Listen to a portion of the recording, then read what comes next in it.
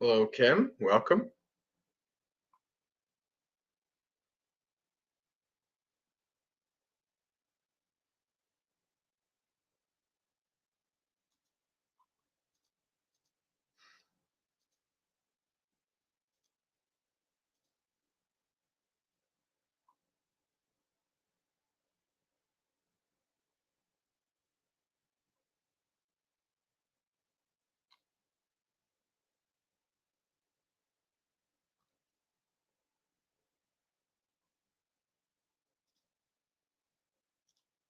All right. Hello, Yankee. Good to see you.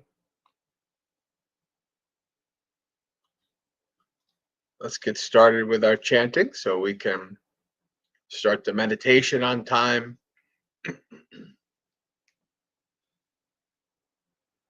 Namo tassa bhagavato arahato samma sambuddhassa. Namo tassa bhagavato arahato samma sambuddhassa.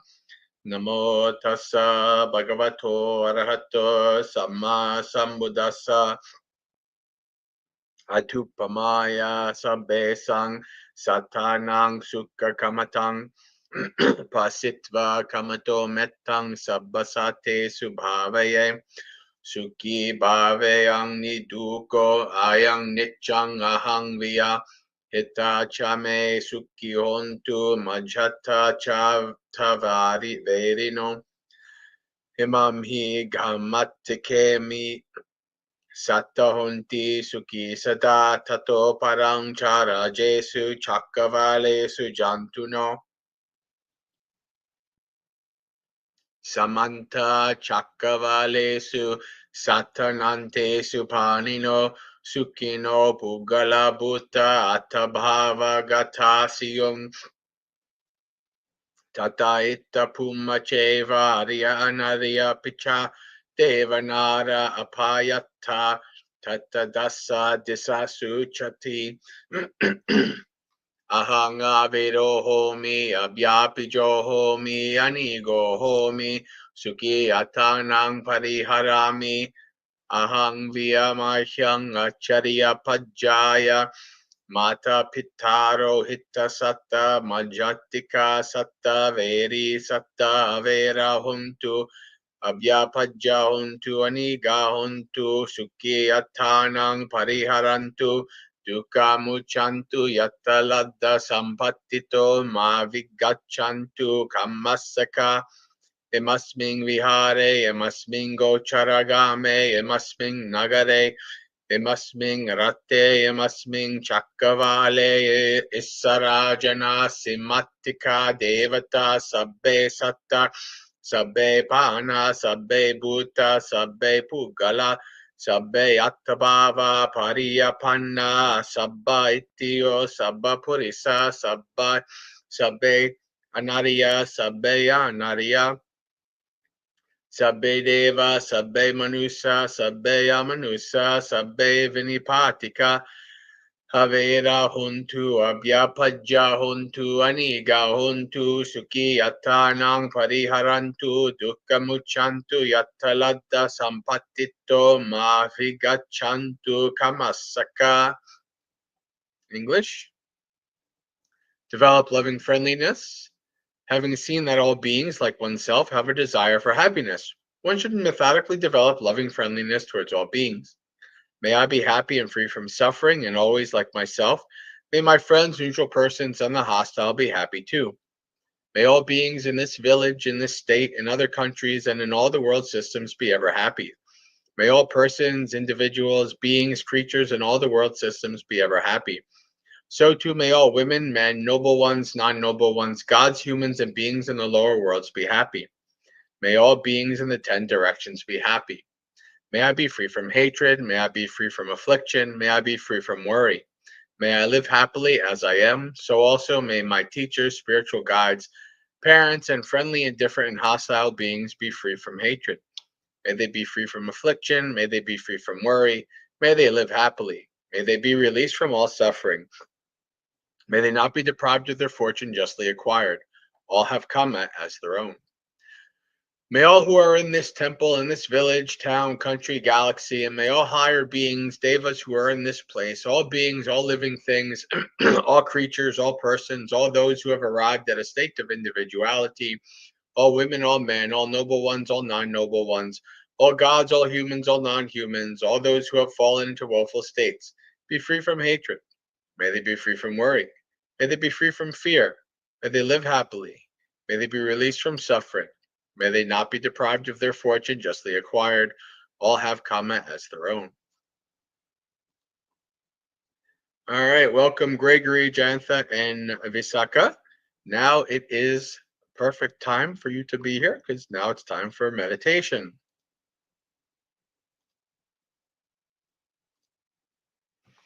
So set your body up in whatever comfortable and stable position works for you.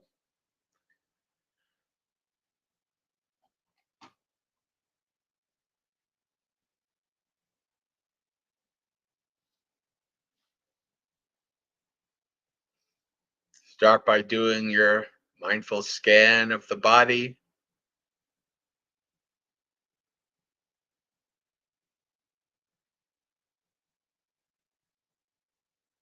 Starting from the feet, slowly moving up to the head,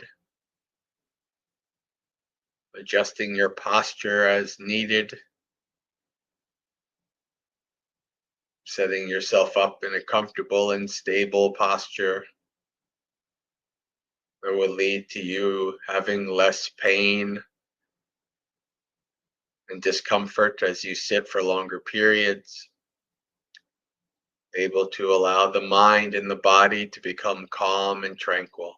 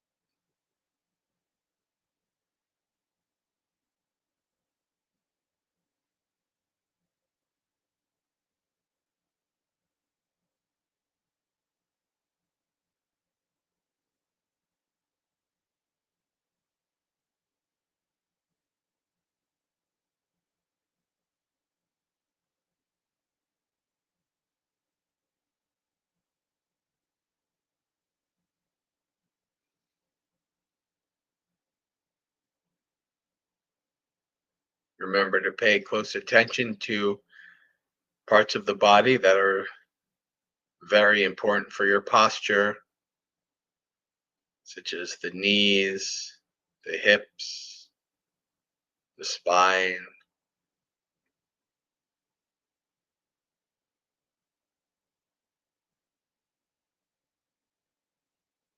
Come to understand your body and your posture in a very deep and subtle way. This will allow you to have much better meditations.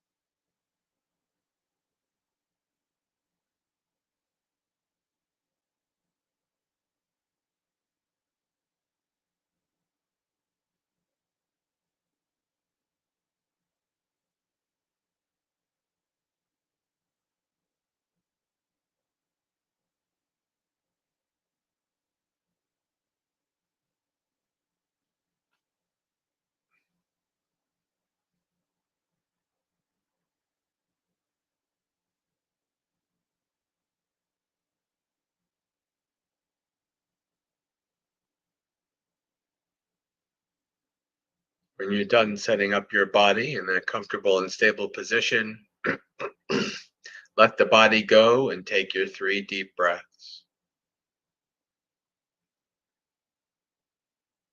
Start to focus on following the body as it breathes in and out.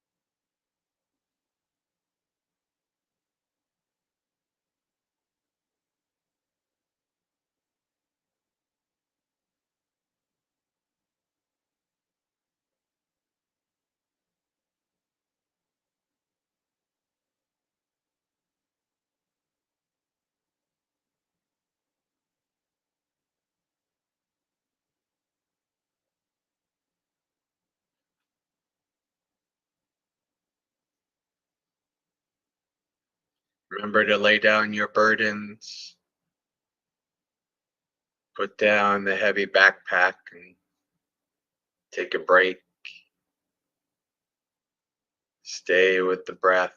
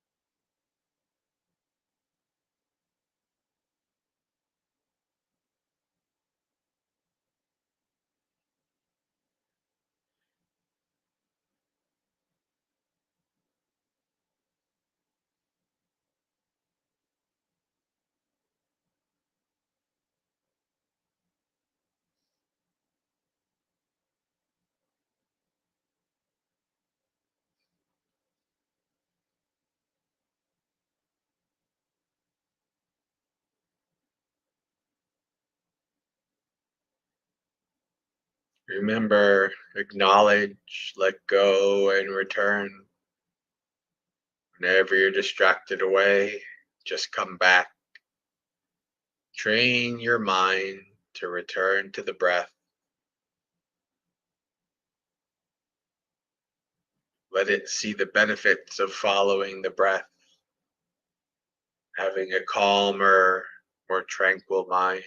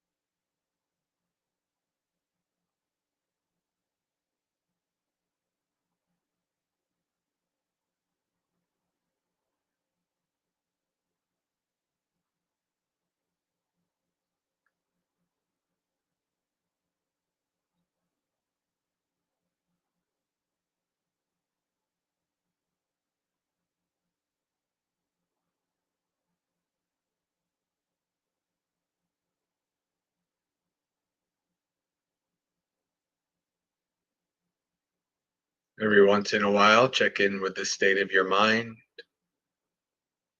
Observe to see if the mind is becoming more calm and tranquil or not.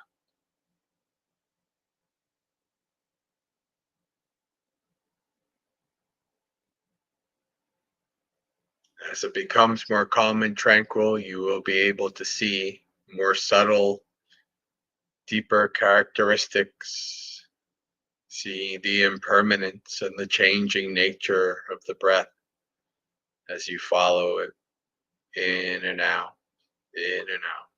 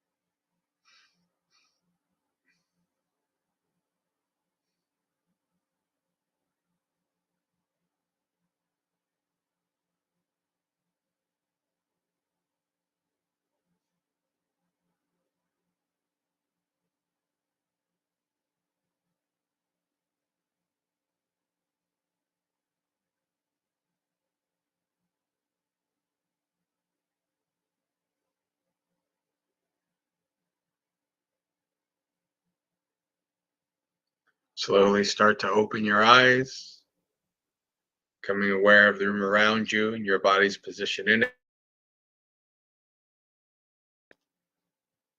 Reflecting on the state of your mind before and after the meditation.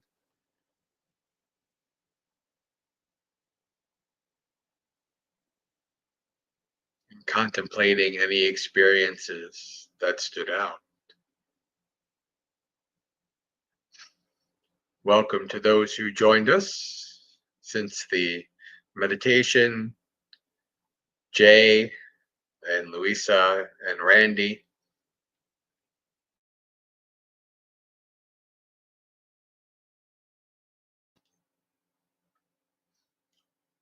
And welcome everybody to another Dhammapalooza. Here we are, Dhammapalooza in New Jersey, because I have left the Indonesian Buddhist family in New York City.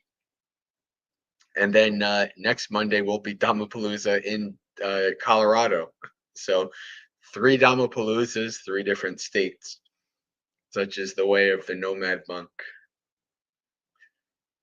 But we have our weekly session here. Hello, Mudita. Welcome. And this is the time for me to give a little kind of advice, practice advice. And this was given, I think Kim asked, requested this. If you have something you'd like me to talk about during this session, you can definitely send it to me an email or PM or whatever. But this was like meditating on anicca. So I guess some like kind of tips and on making that a kind of a practice. Well, the Buddha has a practice in the Girimandana Sutta, the 10 perceptions. Hello Andrew, good to see you. The 10 perceptions.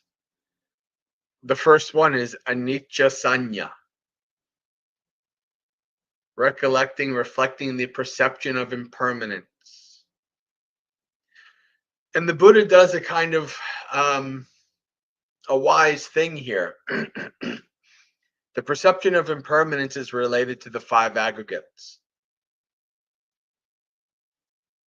So the contemplating of impermanence is related to this mind and body. And I think that makes the most sense because it's like the closest to you. Yeah, you could be like, like, the anicca of, wow, Cleopatra was 2,000 years ago, and wow, how, time and all the like that's can be kind of theoretical.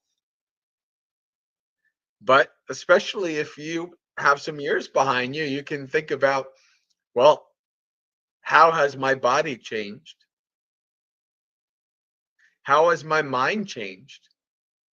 Different views, different perceptions, etc. So you're reflecting on the impermanence, the instability, and the undependability of your mind and body. And I think this is where you can kind of gain the most insight into anicca. Right? Even when you're following your breath, the breath is not the same every in and out breath. It does change. It's a little different each time. You just need to be able to see the subtle differences to see that. Otherwise, it's just a kind of boring, repetitive experience because we're only seeing at the surface level. So, training your mind to kind of notice the undependability, the instability, the impermanence of everything in your mind and body. How the body is changing.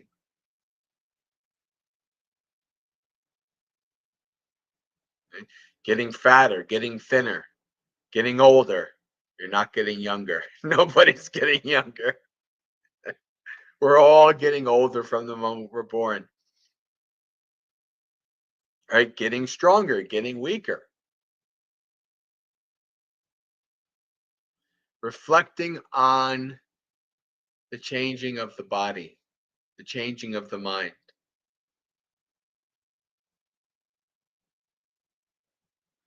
How you can feel, you look back 10 years, 20 years, and it's like you're almost like a different person. Well, we know in almost all ways you basically are. Your body's different, your mind's different, your views are different. So keeping the reflections grounded in your mind and body, I think is a very good place to do a reflection on anicca. Reflect how things have changed, how they were in the past compared to how they're now, and how they are now compared to how they will be. Doing these kind of reflections on a regular basis, and also doing all the practices of the Noble Eightfold Path, will give you gradual, slow insight into the nature of reality, which is anicca. The nature of reality is anicca. There's no getting away from that. There's no escaping that. As Bhante Gunaratana always said, the only thing permanent is impermanence. This is the fixed law of nature from the Dhammapalooza Sutta. The fixed law of nature is sabbe sankhara anicca. And so your job as a Buddhist practitioner is to develop the perception, the mindset, the eye to see anicca, to understand anicca. And through that, you'll gain wisdom and insight. All right. So now we can, if there's any questions or comments or clarifications regarding that, we can discuss. Or if there's nothing, we can jump into our sutta as we're going through the Majjhima Nikaya. Today is the very important sutta, Sakai Ditthi Sutta, or not Sakai Ditthi, the Samma Ditthi Sutta, Right View Sutta, which is very big. We probably wouldn't finish it all in this one session. We would probably finish it up next week. But I'll see if anything pops up in the chat.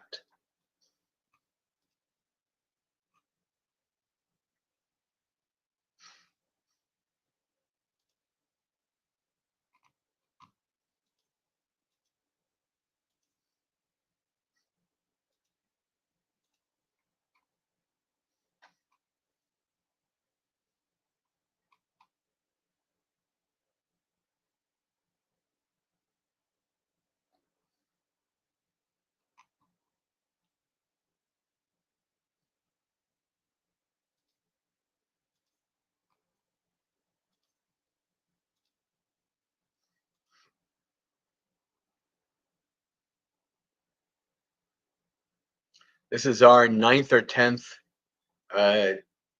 new version of Dhammapalooza. You can keep track of it by how many Majjhima Nikayas we've gone through. Although, as I said, if we split this one up, can't be totally accurate, but it can be a general guide. All right. Samma, right, correct. Ditthi, view. And as we, when I talk about the Noble Eightfold Path, I have to speak about this word Samma. What is it right? What is that? What is the rightness of Samma? It is Samma for the development of the Noble Eightfold Path, for becoming awakened. If you want to become awakened, you need Samma Ditthi, this right view. And so the Samma is in relation to becoming awakened. There's only one way to do it. There's this one path, the Noble Eightfold Path. Buddha is quite clear on that. The Buddha also admits that there are other, if another path has the Noble Eightfold Path, then that too can lead to awakening. So this is what the right here is for. The right view to become awakened, to end your suffering. So let's get into it. So I have heard. At one time, the Buddha was staying near Savatthi in Jeta's Grove, Anathapindika's monastery. There, Sariputta addressed the mendicants. Reverends, mendicants, Reverend, they replied. Sariputta said this.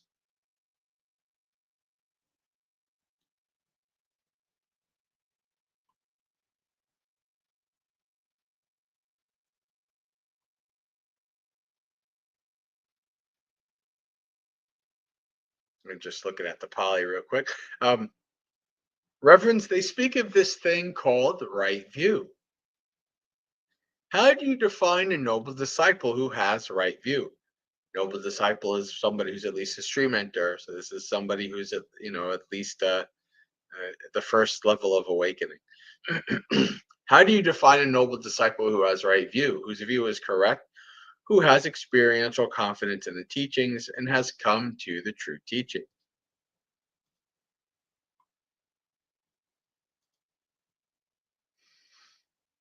Reverend, we would travel a long way to learn the meaning of this statement in the presence of Venerable Sariputta. May Venerable Sariputta himself please clarify the meaning of this. The mendicants will listen and remember it. Well then, reverends, listen and apply your mind well. I will speak. Yes, Reverend, they replied.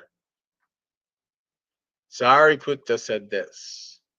A noble disciple understands the unskillful and its root, and the skillful and its root.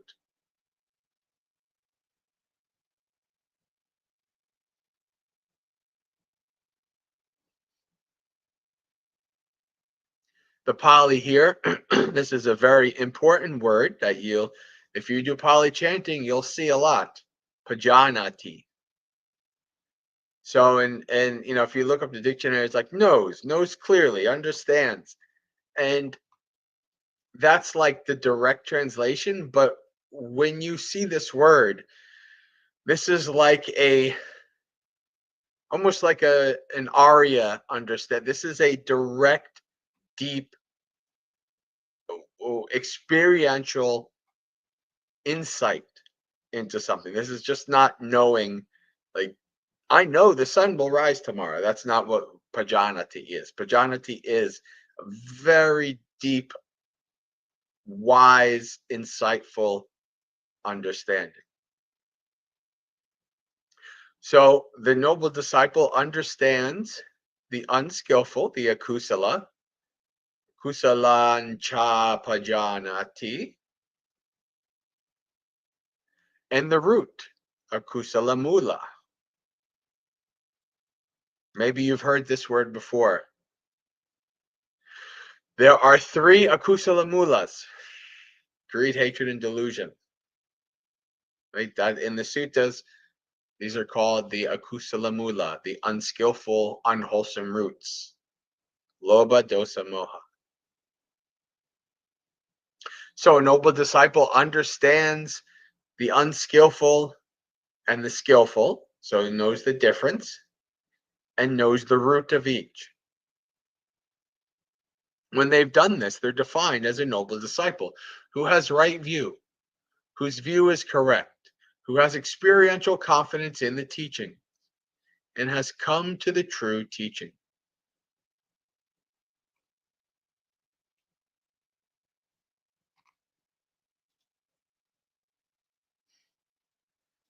But what is the unskillful and what is its root? And what is the skillful and what is its root? And so we have a section here explaining this: killing living creatures, stealing, sexual misconduct. So we see this is the precepts. Speech that's false, divisive, harsh, and nonsensical, and covetousness, ill will, and wrong view. The precepts, the right speech, and greed, hatred, and wrong view.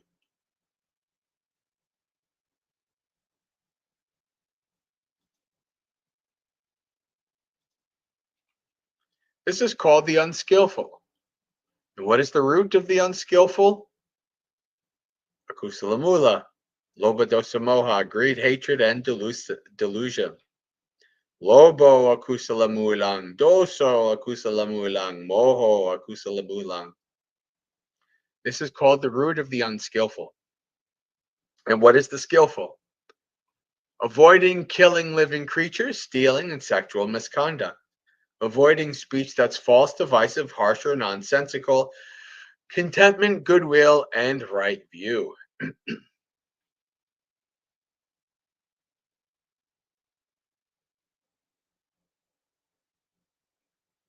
This is called the skillful. And what is the root of the skillful? Contentment, love, and understanding. And so this is in the Pali here: alobo, kusalamulang, adoso, kusalamulang, amoho, kusalamulang. So when you put an A in front of a word in the Pali, it negates it. So alobo would be non-greed, adoso would be non-hatred, and amoho would be non-delusion, technically. Bhante Sujato has translated them here as contentment, love, and understanding. I don't know how Bhikkhu Bodhi translates them. I think he just does the non, which is more technically correct, but confusing to people. So Bhante Sujato makes the choice here to kind of use more common language for the average Joe or Jane. All right. A noble disciple understands in this way the unskillful and its root, and the skillful and its root. They've completely given up the underlying tendency, the anusaya, underlying tendency, habitual underlying tendencies to greed, got rid of the underlying tendency to repulsion, and eradicated the underlying tendency to the view and conceit, I am. This is an arahant. Only an arahant has eradicated the underlying tendency to the view and conceit, I am. Even a non-returner still has that conceit. This is one of the this is one of the 5 higher fetters that only an arahant knocks out. They've given up ignorance and given rise to knowledge and make an end to suffering in this very life. When they've done this, they're defined as a noble disciple who has right view, whose view is correct, who has experiential confidence in the teaching and has come to the true teaching.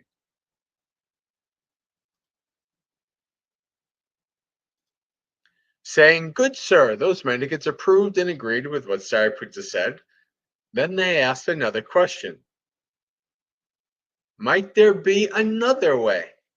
We see this in the suttas, where the Buddha or one of his disciples is kind of like asked questions in a way to kind of tease out all the different angles, all the different possibilities. And that's what the sutta is. It's just a continual, might there be another way? Might there be another way? Might there be another way? And each time Sariputta is giving another angle as to what right view is. This is pretty much like the right view sutta. Like, this is the major one in terms of lots of details about different aspects of right view. There are whole sections of the Samyutta Nikaya that also have that.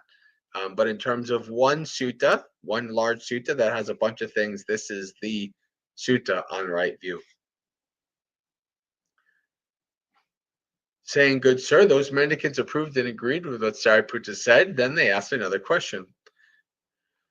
"But Reverend, might there be another way to describe a noble disciple who has right view, whose view is correct, who has experiential confidence in the teaching and has come to the true teaching?" There might, Reverence. A noble disciple understands fuel, ahara, its origin, its cessation, and the practice that leads to its cessation. So this ahara is most often used in the suttas related to the five hindrances, related to getting into jhanas. Like the Buddha talks about ahara, nutriment. There's a ahara sutta. And this is if you hear me talk about feeding and starving things, I'm talking about this is how the Buddha frames it. How we feed something and how we starve it. How we fuel something and how we don't refuel. Right? So this is the ahara. So a noble disciple understands ahara, how fuel arises and how you cease. So how you feed, it's like you have a fire and you need to feed it more wood to keep it going. And at the end of the night or whenever you want to stop the fire, you have to starve it. Starve it of oxygen, starve it of fuel, etc. And so this is this understanding of feeding and starving. It's cessation in the practice that leads to its cessation. And again, this also is the framework of the Four Noble Truths. Pay attention here. Understands dukkha, its origin, its cessation, and the practice that leads to its cessation. That's the Four Noble Truths. So this is the same framework. And again, we see this in the suttas in many places where the Buddha uses the framework of the Four Noble Truths in other contexts. So, understands fuel, its origin, its cessation, and the practice that leads to its cessation. When they've done this, they are defined as a noble disciple who has right view, whose view is correct, who has experiential confidence in the teaching, and has come to the true teaching. But what is fuel? What is its origin? What is its cessation, and the practice that leads to its cessation? There are these four fuels that maintain sentient beings that have been born and help those that are about to be born. What for? Solid food, whether coarse or fine. Contact is the second. Mental intention is the third. And consciousness is the fourth. Fuel originates from craving. Fuel ceases when craving ceases. Those of you who come to Morning Monastery Experience and who have experienced, as we were chanting through the Mahasatipatthana Sutta, you see in the Dhamma section when it arises and when it ceases, whole pages and pages of this is where it arises when it arises, this is where it ceases when it ceases.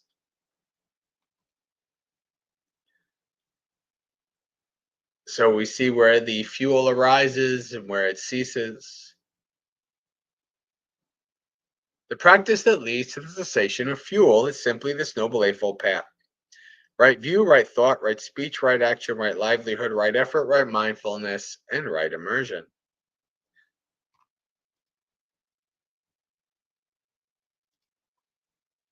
A noble disciple understands in this way fuel, its origin, its cessation, and the practice that leads to its cessation. They've completely given up the underlying tendency to greed, got rid of the underlying tendency to repulsion, and eradicated the underlying tendency to the view and conceit I am. They've given up ignorance and given rise to knowledge. Make an ending of suffering in this very life. When they've done this, they're defined as a noble disciple who has right view, whose view is correct, who has experiential confidence in the teachings and has come to the true teaching. Saying, "Good sir," these mendicants asked another question, "But Reverend, might there be another way to describe the noble disciple who has come to the true teaching?" There might, Reverence. Sia avuso. Sia. Could be, maybe. There could be. A noble disciple understands suffering, its origin, its cessation, and the practice that leads to its cessation.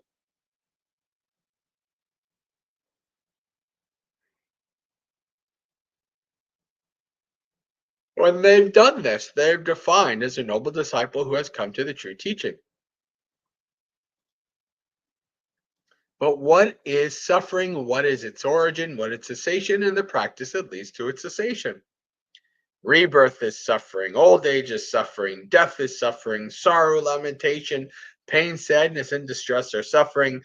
Association with the disliked is suffering. Separation from the liked is suffering. Not getting what you wish for is suffering. In brief, the five grasping aggregates are suffering. And is it a coincidence that the Buddha, for anicca nupassi, the contemplation of the perception of impermanence, Buddha wants us to understand anicca through our mind and our body, and and when we do that, we also see dukkha. We see, in brief, the five grasping aggregates are suffering. So it's all connected in that way. All of the teachings wrap around each other and fit with each other in the elephant's footprint in the Four Noble Truths. This is called suffering. And what is the origin of suffering? It's the craving that leads to future lives, mixed up with relishing in greed, taking pleasure wherever it lands. That is, craving for sensual pleasures, craving for continued existence, and craving to end existence. This is called the origin of suffering. And what is the cessation of suffering? It's the fading away and cessation of that very same craving with nothing left over, giving it away, letting it go, releasing it, and not clinging to it. This is called the cessation of suffering. And what is the practice that leads to the cessation of suffering? It's simply this Noble Eightfold Path, that is, right view, right speech, etc., to right immersion. It's ellipsed here, and it actually is in the Pali too. Samma Ditthi Pe. When you see Pe in the Pali, that's like an ellipsing. That's like saying, in short, we've already went through this. Pe. Samma Ditthi Pe Samma Samadhi. This is called the practice that leads to the cessation of suffering. A noble disciple understands in this way suffering, its origin, its cessation, and the practice that leads to its cessation. They've completely given up the underlying tendency to greed, got rid of the underlying tendency to repulsion, and eradicated the underlying tendency to the view and conceit I am. They've given up ignorance and given rise to knowledge and make an end of suffering in this very life.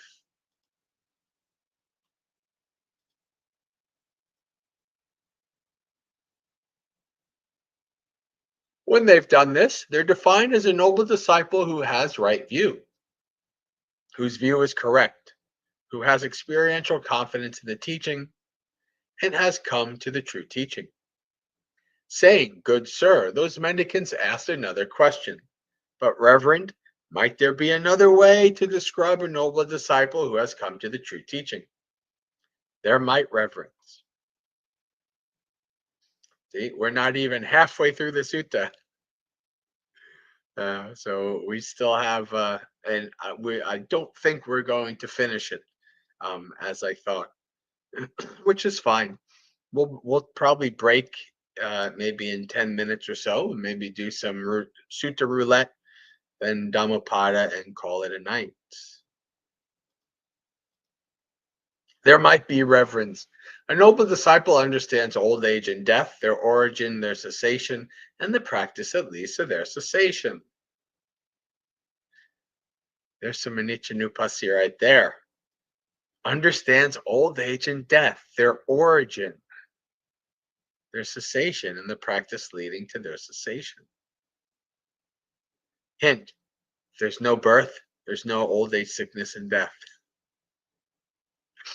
But what are old age and death? What is their origin? What is their cessation? What is the practice that leads to their cessation? The old age, decrepitude, broken teeth, gray hair, wrinkly skin, diminished vitality, and failing faculties of the various sentient beings in the various orders of sentient beings. This is called old age. And what is death? The passing away, perishing, disintegration, demise, mortality, death, decease, breaking up of the aggregates, laying to rest of the corpse, and cutting off of the life faculty of the various sentient beings and the various orders of sentient beings. This is called death. Such is old age and such is death. This is called old age and death. Old age and death originate from rebirth. There we go. Bhava.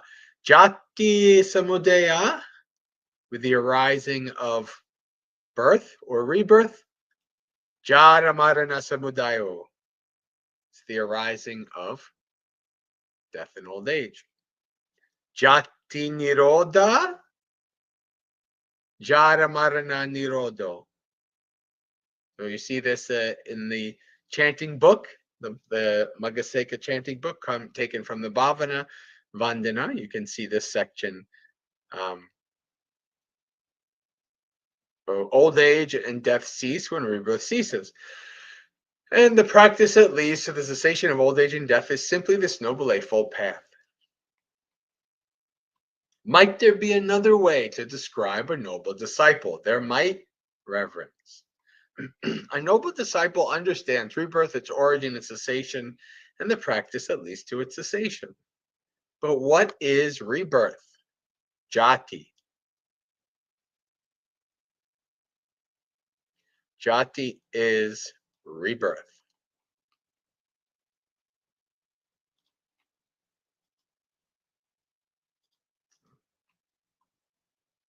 The rebirth, inception, conception, reincarnation, manifestation of the aggregates, and the acquisition of the sense fields of various sentient beings in the various orders of sentient beings.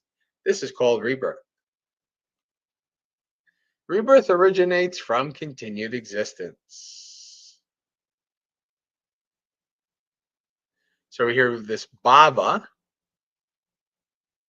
Bhava is usually translated as becoming or rebecoming or existence. So with the arising of bhava comes the arising of rebirth. With the cessation of bhava comes the cessation of rebirth. Rebirth ceases when continued existence ceases. The practice that leads to the cessation of rebirth. We're in dependent origination territory here, which, as I've already said, all the teachings wrap around each other. Dependent origination, anicca, anatta, all the same thing. Dukkha, all the same thing. They might seem different, but the longer you go in this practice, the deeper you go, you see they're all the same thing. They're all connected. They all slot together like puzzle pieces. They form one cohesive insight, understanding. This is why you see in many places in the sutras where the Buddha says, if you see this, you see that. Right? If you see the noble truths, you see anatta, you see paticca samuppada, you see the different things. If you see this, you see that. Because they're all part of one whole insight into the nature of reality. Practice, at least the cessation of rebirth, is simply this Noble Eightfold Path. Might there be another way to describe a noble disciple? There might, reverence. A noble disciple understands continued existence, its origin, its cessation, and the practice that leads to its cessation. But what is continued existence? What is its origin? What is cessation? What is the practice that leads to its cessation? There are these three states of continued existence. Existence in the sensual realm, the realm of luminous form, and the formless realm. Continued existence originates from grasping. Continued existence ceases when grasping ceases.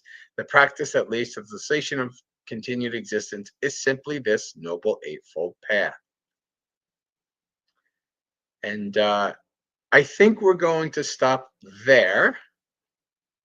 We are only in part 1.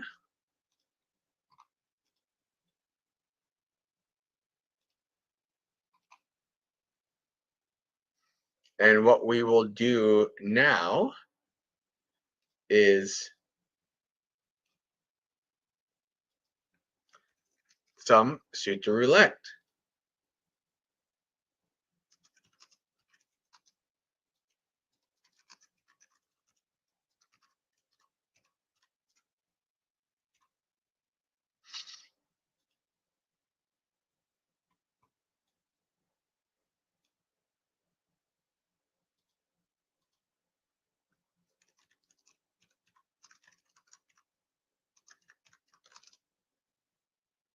All right. Oh.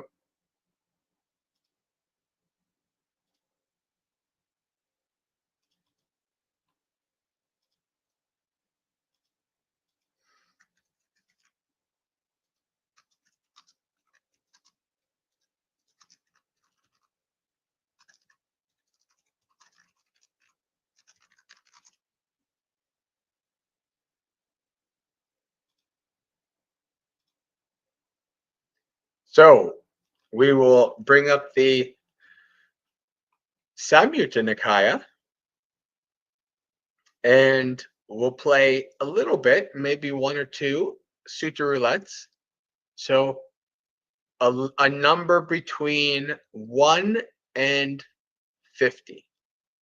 And 3, 2, 1, go.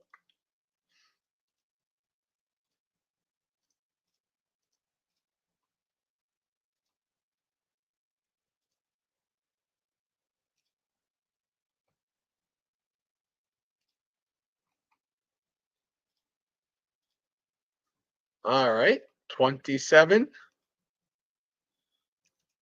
So we'll go to the 27th Samyutta, a number between 1 and 80. 3, 2, 1, go.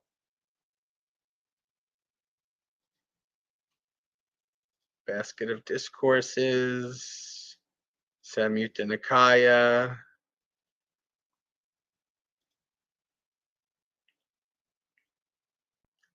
Samyutta Nikaya 27.33. I think, and Jay comes in.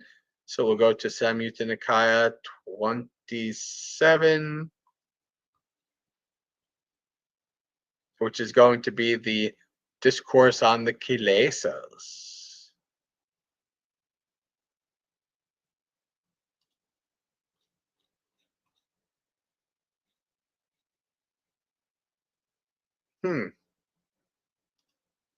Oh, I guess it really is.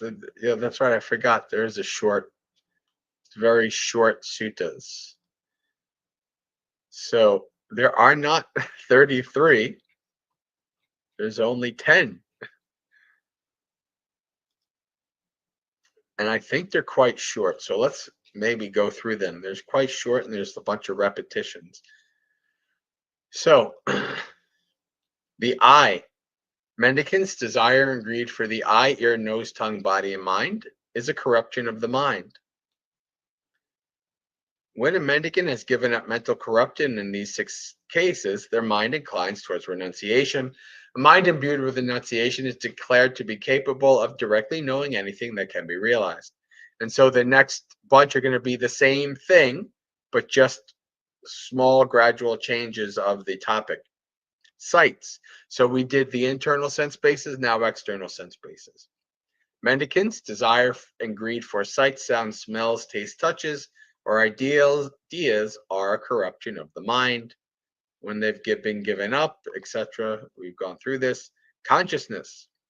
At Savatthi, mendicants' desire and greed for eye consciousness. So the next one's probably going to be eye contact. So we've done the internal sense bases, the external sense bases, consciousness.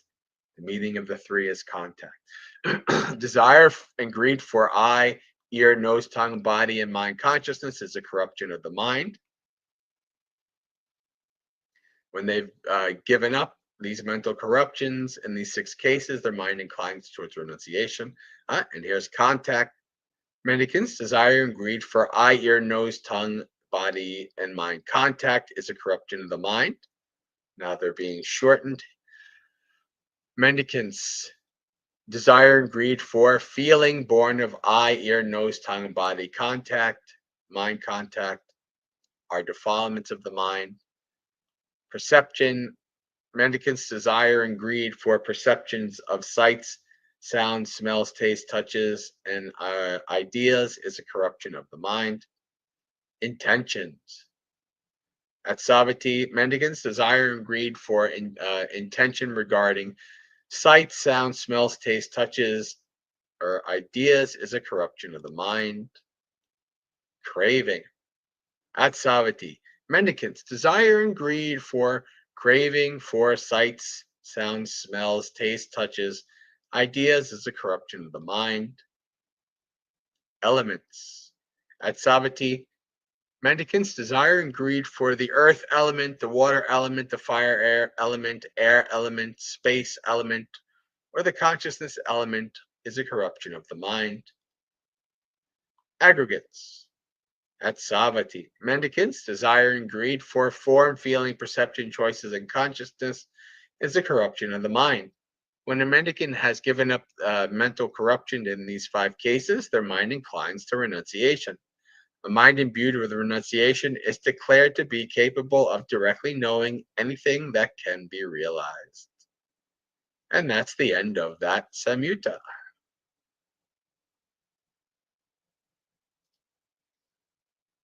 All right.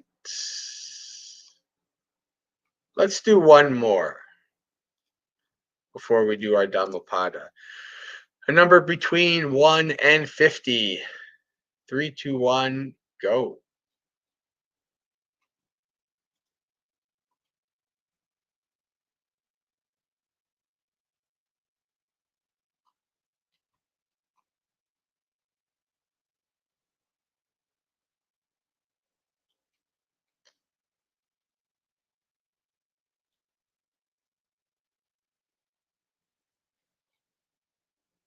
Okay.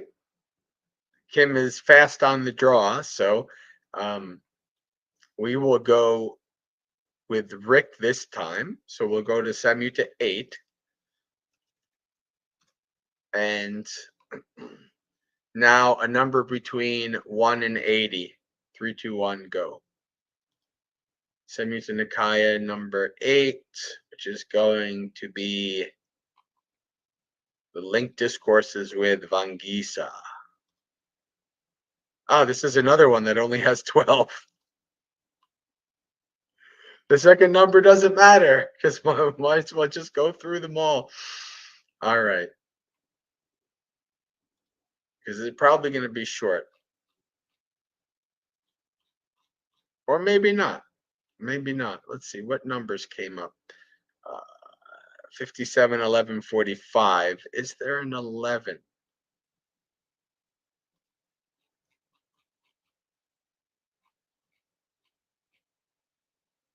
There is an 11. Let's see how long this one is. This will be perfect, I think. At Gaggara. Now, one time the Buddha was staying near Champa on the banks of the Gaggara lotus pond, together with a large sangha of 500 mendicants, 700 male and 700 female lay followers, and many thousands of deities. But the Buddha outshone them all in beauty and glory. Venerable Vangisa is the Buddhist poet. The Venerable Vangisa is going to say that he has an inspired verse. Venerable Vangisa, the Buddha is staying near Champa on the banks of the Gaggara lotus pond, together with a large sangha of 500 mendicants, 700 male and 700 female lay followers, and many thousands of deities. And he outshines them all in beauty and glory. Why don't I extol him in his presence with fitting verses? Then Venerable Vangisa got up from his seat, arranged his robe over one shoulder, raised his joint palms towards the Buddha, and said, so this is a monk, this is a bhikkhu, Venerable Vangisa. I feel inspired to speak, Blessed One. I feel inspired to speak, Holy One. Then speak as you feel inspired, said the Buddha. Then Vangisa extolled the Buddha in his presence with fitting verses.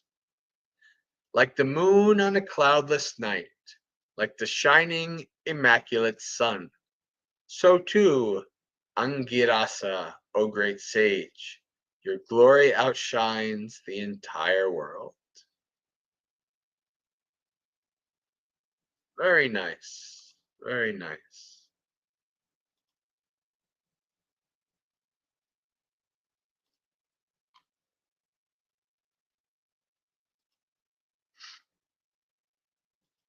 So let's do Dhammapada, then we'll share merits and close out for the night. All right.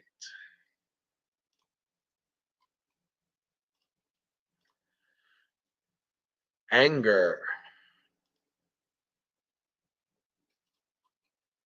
One should give up anger, renounce pride, and overcome all fetters. Suffering never befalls him who clings not to mind and body and is detached. He who checks rising anger as a charioteer checks a rolling chariot, him I call a true charioteer. Others only hold the reins. Overcome the angry by non-anger. Overcome the wicked by goodness. Overcome the miser by generosity. Overcome the liar by truth. Speak the truth. Yield not to anger. When asked, give even if you only have a little. By these three means, one can reach the presence of the gods. Those sages who are inoffensive and ever restrained in body go to the deathless state, where having gone they grieve no more. Those who are ever vigilant, whose discipline themselves day and night, and are ever intent on nibbana, their defilements fade away. O Atula, indeed, this is an ancient practice, not one only of today. They blame those who remain silent. They blame those who speak too much. They blame those who speak in moderation. There is none in the world who is not blamed. There never was, there never will be, nor is there now, a person who is wholly blamed or wholly praised. But the man whom the wise praise, after observing him day after day, is one of flawless character, wise and endowed with knowledge and virtue. Who can blame such a one, as worthy as a coin of refined gold? Even the gods praise him. By Brahma too is he praised.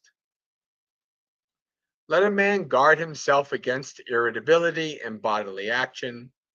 Let him be controlled in deed. Abandoning bodily misconduct, let him practice good conduct in deed. Let a man guard himself against irritability in speech. Let him be controlled in speech, abandoning verbal misconduct. Let him practice good conduct in speech. Let a man guard himself against irritability in thought. Let him be controlled in mind, abandoning mental misconduct. Let him practice good conduct in thought. The wise are controlled in bodily action, controlled in speech, and controlled in thought. They are truly well controlled.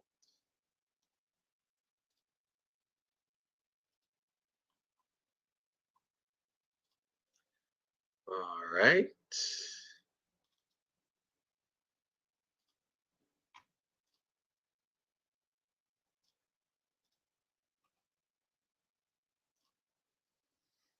So friends, if you're joining us for the first time and you'd like to find out more information about myself and the organization I'm building with many Dhamma friends across the world, Maggaseka, you can go to the website listed on the screen, maggaseka.org, maggaseka.org, and find out all information.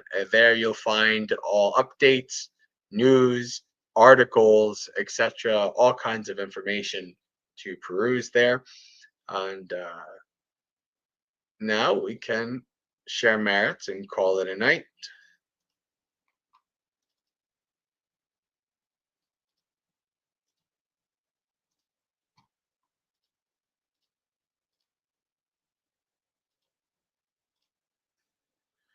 Dukkha patta chane dukkha, bhaya patta chane bhaya, soka patta chane soka, hontu sabbe pipaniyo, etavata chamehi, sampatang punya sampatang, sabbe deva anumodantu, sabba sampati siddhya, akasata chabumata, deva naga mahiddhika, punyang tang anumoditva, charang rakantu sasanang. May the suffering ones be suffering free, and the fear-struck fearless be. May the grieving shed all grief, and may all beings find relief. May all beings share this merit of ours that we have thus acquired for the acquisition of all kinds of happiness. May beings inhabiting space and earth, devas, nagas, and yakas of mighty power, share this merit of ours. May they long protect the Buddhist dispensation.